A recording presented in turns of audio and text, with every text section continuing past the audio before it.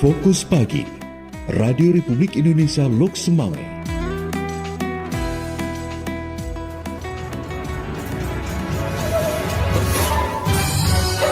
Pukul 6 waktu Indonesia Barat, dari Lok Semawe, Aceh Utara, Radio Republik Indonesia menyampaikan Fokus Pagi.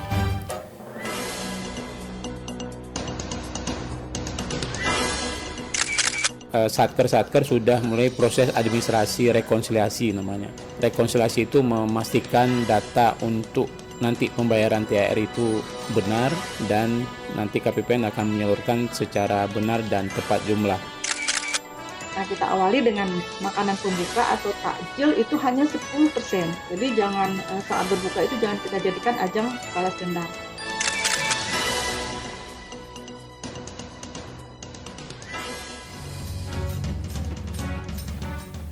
Tim redaksi RRI Lok Semawe telah merangkum hasil liputan, di antaranya Eseni peringatan Hari Kebangkitan Nasional adalah transformasi menuju idealisme bersama. Pelanggaran kenakalan supir angkutan yang terpaksa ditindaklanjuti pihak kepolisian mencapai angka 64 pelanggaran. Bersama saya Faisal Bahari, inilah berita selengkapnya. Manajemen Rumah Sakit Umum Daerah RSUD Cut Mutia, Aceh Utara, mengutuk keras perilaku kekerasan terhadap salah seorang anggotanya. Diberitakan sebelumnya, pada Kamis pagi 16 Mei 2024, telah terjadi insiden pemukulan terhadap Dr. Agung, spesialis mata di lokasi areal parkir RSUD Cut Mutia. Insiden diawali cekcok mulut di area parkir oleh seorang pria bukan petugas parkir rumah sakit yang ada di lokasi yang sama. Dugaan awal pelaku pemukulan ayah dari juru parkir tersebut, kata Humas RSUD Cut Mutia, Dr. Hari Laksamana kepada RRI. Saat ini korban telah melaporkan insiden tersebut ke Polres Lok Semawe. Pihaknya juga telah meminta manajemen RS untuk memecat pelaku kekerasan dan meminta meninjau kembali kerjasama dengan pihak rekanan. Rumah sakit juga mendampingi korban yang merupakan anggota Ikatan Dokter Indonesia (IDI) aktif untuk menempuh jalur hukum dan mencari keadilan. Meminta manajemen rumah sakit untuk menjamin keselamatan anggota IDI yang bertugas memberi pelayanan kesehatan di RSUD Cut Mutia agar hal seperti ini tidak terulang lagi. Demikian Dr. Hari Laksamana yang juga Ketua IDI Kabupaten Aceh Utara.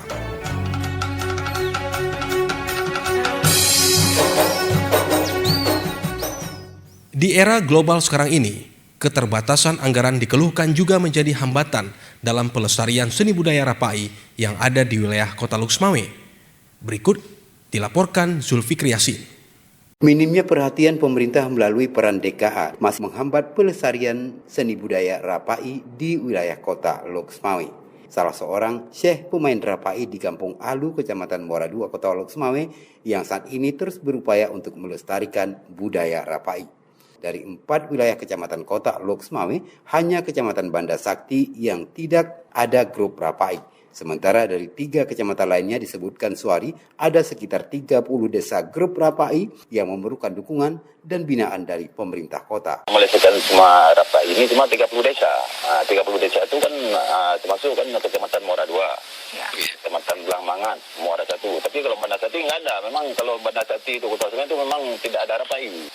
Cuma yang Muara II, Muara I, dan Belang Mangan itu yang aktif sampai sekarang. Menurut Suari, di tengah hambatan minim dukungan dan bimbingan pemerintah, pelestarian seni budaya Rapai tidak bisa dilakukan secara maksimal oleh mereka pencinta Rapai yang ada di sejumlah desa dalam wilayah Kota Lok Semawe.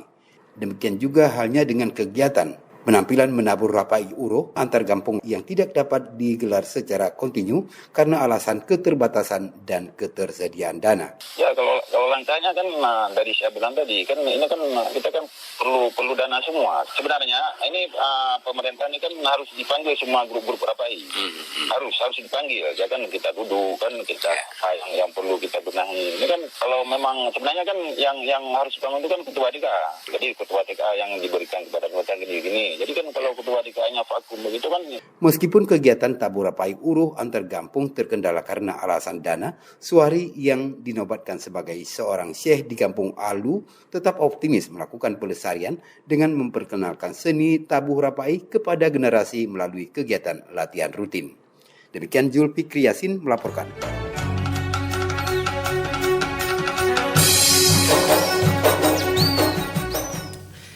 Berikut kita ikuti sesi wawancara bersama reporter Albara Maulana terkait budaya lokal di era global.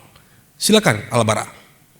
Ya, pendengar Pro 1 dan juga penyiar di studio, saya reporter Albara Maulana telah tersambung dengan Pak Nurdin Ismail, atau yang lebih dikenal beliau adalah Ayah Din. Beliau merupakan salah seorang yang konsen dan juga pernah menjabat sebagai Ketua Dewan Kesenian Aceh DKA. Assalamualaikum Ayah Din.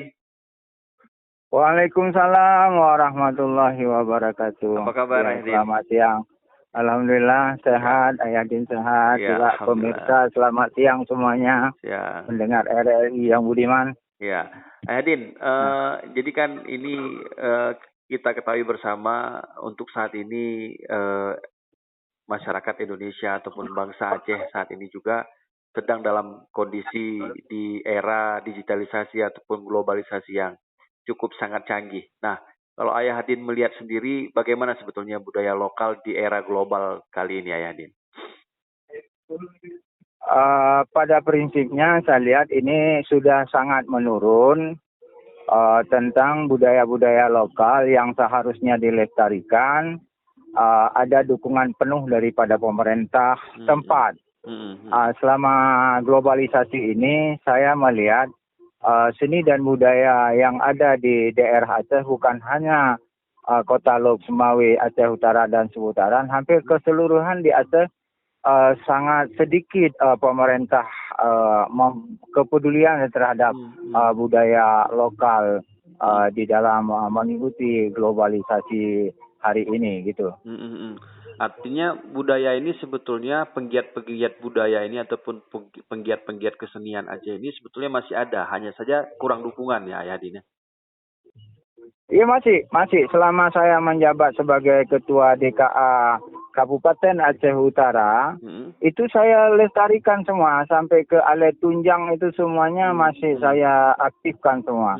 Termasuk saya kembangkan juga, termasuk dengan tari pase juga. Tari pase kan tidak ada di tempat lain. Yang ada hanya di Aceh Utara. Itu saya kembangkan, saya pertandingkan, istilahnya saya menilai dengan bacaannya, dengan lagunya, segala macam. Itu kita budayakan semua waktu saya tapi ya. Iya. Itu. Dan saat ini udah nggak ada lagi ya, Din? Iya, nggak ada lagi, nggak ada yang lestarikan. Termasuk alat tunjang sudah dikesampingkan. Banyak seni-seni budaya yang perlu digali kembali oleh pemerintah sebenarnya.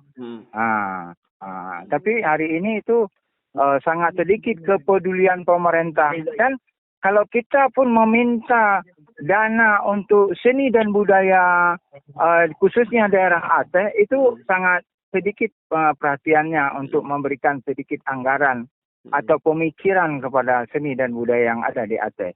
Saya sangat khawatir ke depan seni dan budaya Aceh ini dikuasai oleh seni-seni yang lain, masuk seni-seni luar untuk dikembangkan di Aceh sehingga makin terkikis, makin tersisih seni dan budaya Aceh yang ada di khususnya di Kabupaten Aceh Utara dan Kota Lok Sumawe. Itu menjadi kekhawatiran dari Ayah Din sendiri ya? Tentu. Saya sebagai insan seni, sebagai peduli seni, tentu saya sangat khawatir itu. Saya takut sekali budaya luar itu masuk ke Aceh. Itu. Apalagi ya maaf cakap, hari ini yang punya uang, misalnya seperti barongsai sudah mulai berkembang di Lok Sumawe dan Aceh Utara. Terus misalnya orang dari Tapanuli sudah mengembangkan budayanya di Aceh karena mereka punya uang dan kekompakan. Saya mohon maaf, khususnya Cakengon, Benar Meriah, ada beberapa kabupaten daerah Gayor Luwut, itu mereka sangat peduli, sangat antusias untuk mengembangkan seni budaya mereka. Sementara di Paseh, di kabupaten yang lain, ini pemerintahnya sangat tidak peduli dalam hal ini. Bukan hanya ini, Saya ingin cetuskan, ingin saya sampaikan di sini, termasuk kuburan-kuburan yang kita tuakan, yang kita tanggap dia itu pahlawan, itu di Aceh Utara itu terbengkalai, tidak yang peduli gitu loh. Kira-kira jadi kenapa itu. ya, Din, kok bisa seperti ini? Apakah memang benar-benar tergerus dengan era globalisasi ini, atau memang sama sekali dianggap tidak penting, atau bagaimana pandangannya? Secara globalisasi memang terpengaruh, sangat pengaruh. Globalisasi, memasuki globalisasi zaman sekarang ini sangat terpengaruh. Namun yang saya lihat, pimpinan ini dia sama sekali tidak pernah mengerti, tidak pernah tahu tentang seni dan budaya Aceh yang ada di Aceh, yang disimpan, yang pernah digali dan pernah dikembangkan oleh nenek moyang yang ada di Aceh. Dia tidak tahu itu pimpinan kita itu. Tidak tahu itu. Jadi ketika dia tidak tahu, dia tidak peduli gitu. Iya, ini sepertinya perlu masukan dari Ayah Din untuk melakukan pendekatan supaya ini kembali lagi diingat dan perlu dilestarikan kembali, Ayah Din ya. Iya, baik.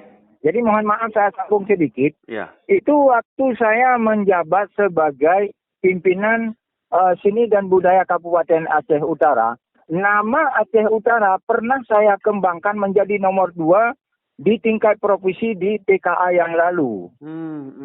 Sudah masa Cik Mat tuh. Itu nomor 2 kita di seluruh Aceh. 23 kabupaten. Hari ini coba kita lihat ada apa dengannya gitu. Ada apa? Kenapa pemerintah tidak pernah menghiraukan sehingga tidak dapat apapun gelar yang ada di ketika dipertandingkan di tingkat PKA tuh. Nggak ada apa-apa kita. Ini yang sangat kita sayangkan. Termasuk rumah adat kita. Itu mau roboh itu, nggak ada yang peduli, nggak penting di situ. Pentingnya yang lain-lain lah, itu terserah pemerintah lah itu ya. Menurut saya itu. Ya, baik, Ayah Din, karena waktu singkat, terima kasih banyak. Insya Allah mudah-mudahan nanti bisa kita ngobrol lagi, Ayah Din. Ya, assalamualaikum, Ayah Din. Oke, waalaikumsalam warahmatullahi wabarakatuh. Terima kasih. Masih bersama kami, Fokus Pagi, Radio Republik Indonesia Loks Mawé.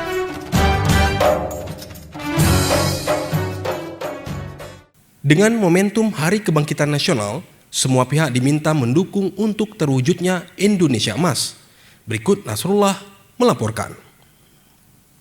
Cita-cita bangsa Indonesia menuju Indonesia Emas diharapkan mendapat dukungan dari semua pihak. Untuk itu, dengan momentum peringatan Hari Kebangkitan Nasional tahun 2024, semua pihak diminta mendukung untuk terwujudnya Indonesia Emas. Ketua Koalisi Barisan Guru Bersatu Kobar GB Kota Loks Mawé Armanawi mengatakan, semua stakeholder baik itu di bidang pendidikan, politik, kebudayaan, intelektual, dan lainnya memiliki peran yang sama untuk mewujudkan Indonesia Emas seperti harapan pemerintah.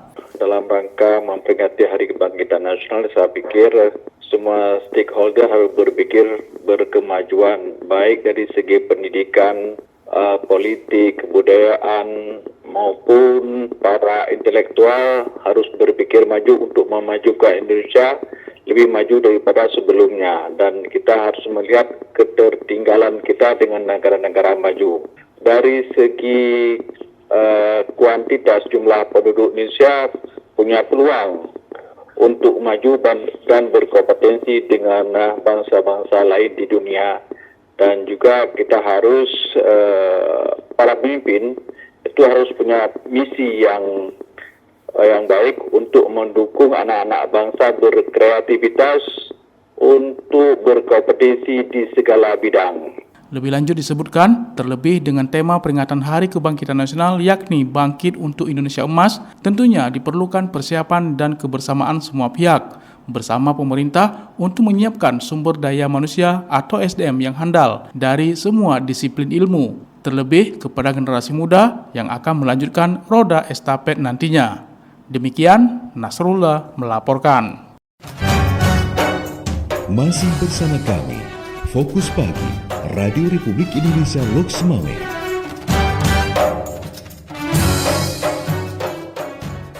Aparat desa diminta memanfaatkan anggaran dana desa sebagai upaya pencegahan narkoba dengan membentuk Satgas Anti Narkoba dan penyuluhan bahaya narkoba di masing-masing desa. Berikut dilaporkan Muhammad Sofyan.